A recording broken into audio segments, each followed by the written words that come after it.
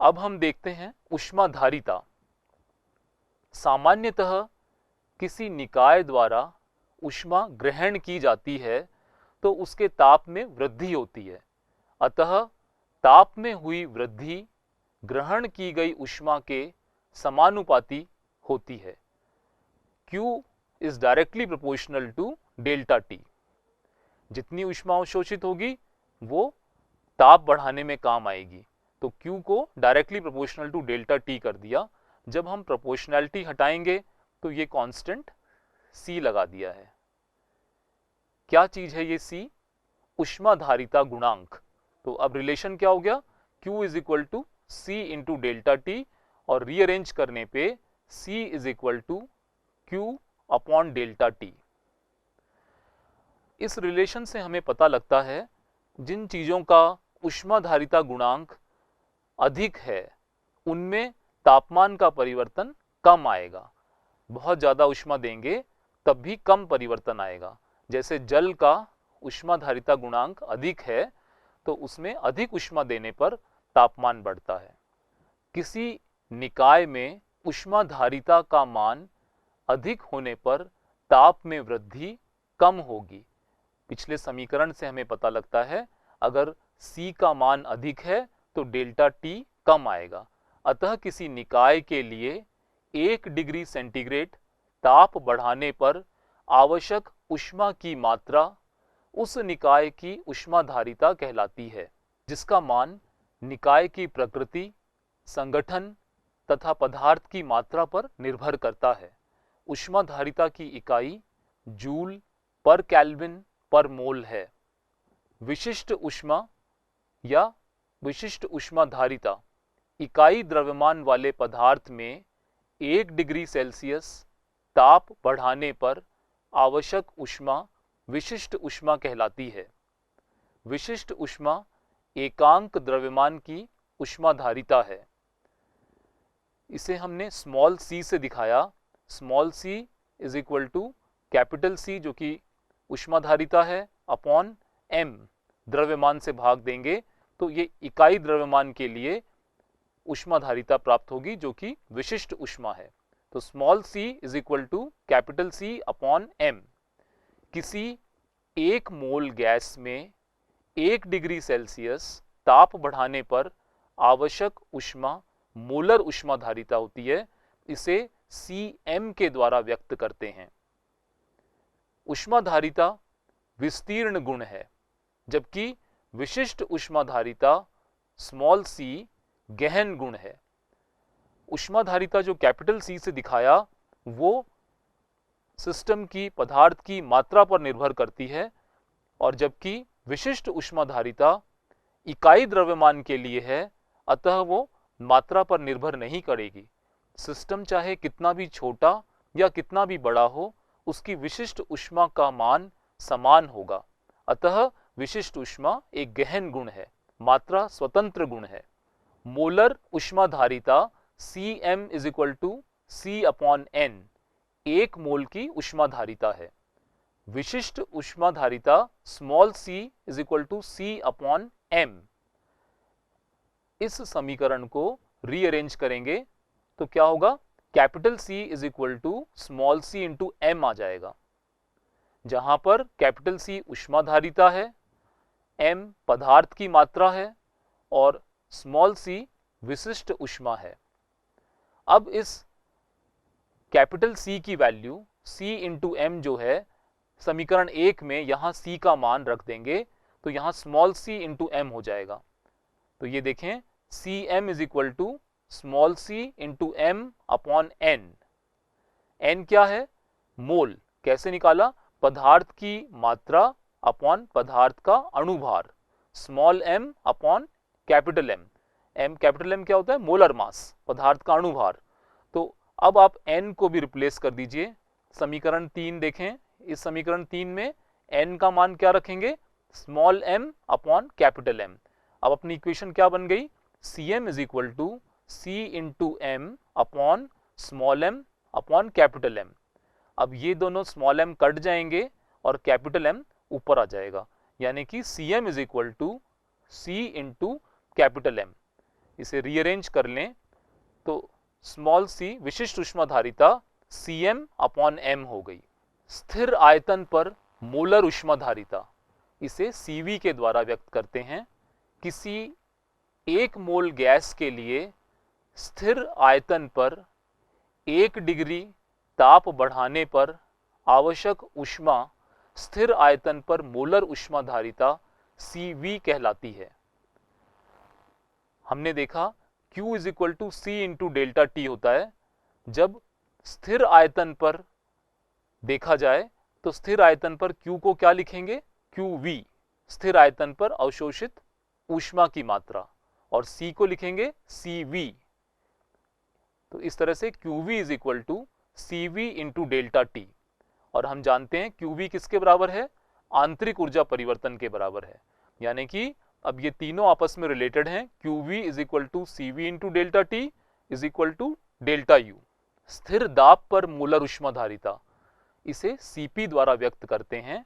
किसी 1 मोल गैस के लिए स्थिर दाब पर 1 डिग्री ताप बढ़ाने पर आवश्यक ऊष्मा स्थिर दाब पर मोलर ऊष्माधारिता Cp कहलाती है। रिलेशन क्या पढ़ा था? Q = C × delta T। स्थिर दाब पर Q को क्या लिखा जाएगा? QP, और स्थिर दाब पर C को लिखेंगे Cp। तो ये हो गया QP = Cp × डेल्टा T। और हम जानते हैं स्थिर दाब पर अवशोषित ऊष्मा की मात्रा एंथैल्पी परिवर्तन डेल्टा H के बराबर होती है। तो इस तरह से ये तीनों आपस में संबंधित हो गए।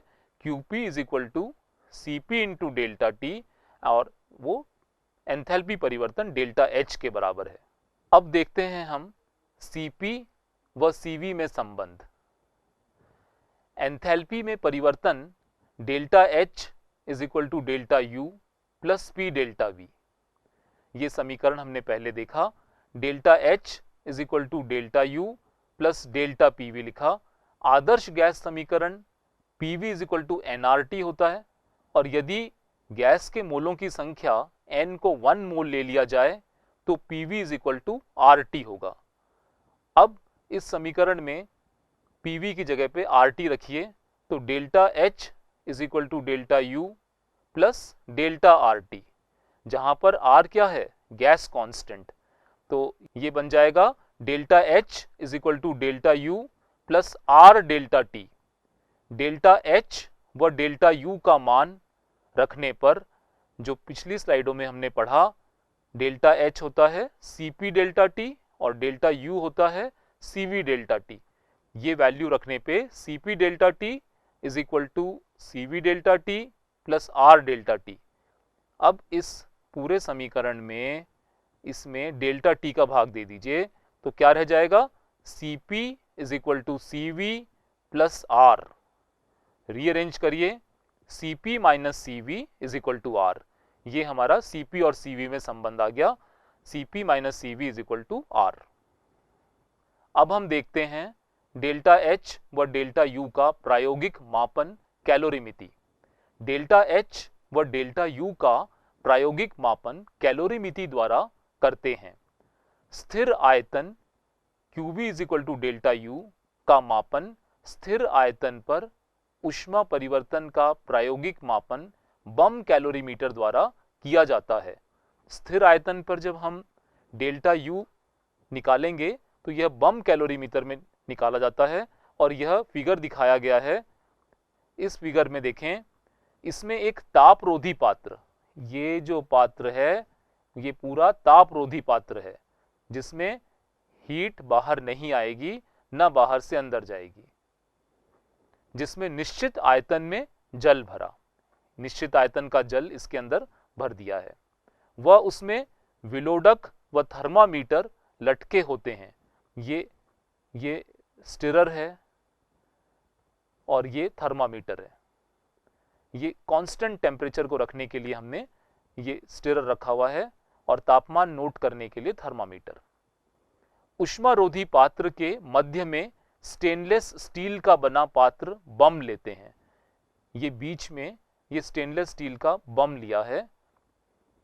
इसके मध्य में प्लैटिनम कप में जिस भी यौगिक की दहन उष्मा ज्ञात करनी है वह लेकर वायु की उपस्थिति में उच्च दाब पर फिलामेंट तंतु द्वारा धारा प्रवाहित की जाती है।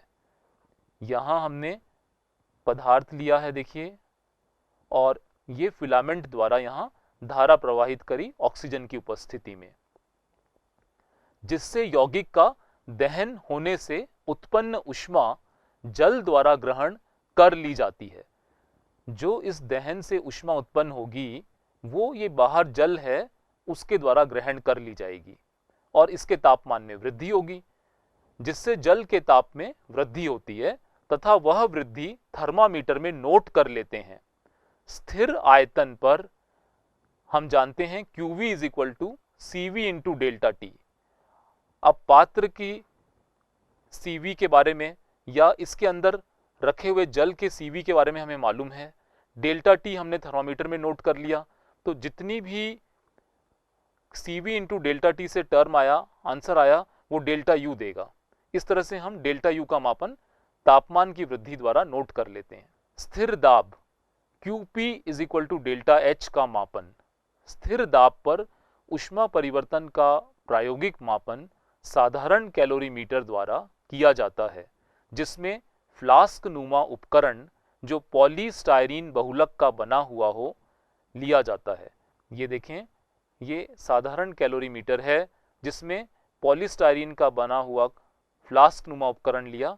इसमें पदार्थ की निश्चित मात्रा लेकर उसका दहन किया जाता है तथा ताप परिवर्तन को थर्मामीटर पे नोट कर लेते हैं। स्थिर दाब पर QP is equal to CP into delta T होता है, तो डेल्टा टी हमने थर्मामीटर से निकाल लिया और CP से गुणा करने पे डेल्टा H प्राप्त होगा। इस तरह से हम डेल्टा U तथा डेल्टा H का मापन करते हैं।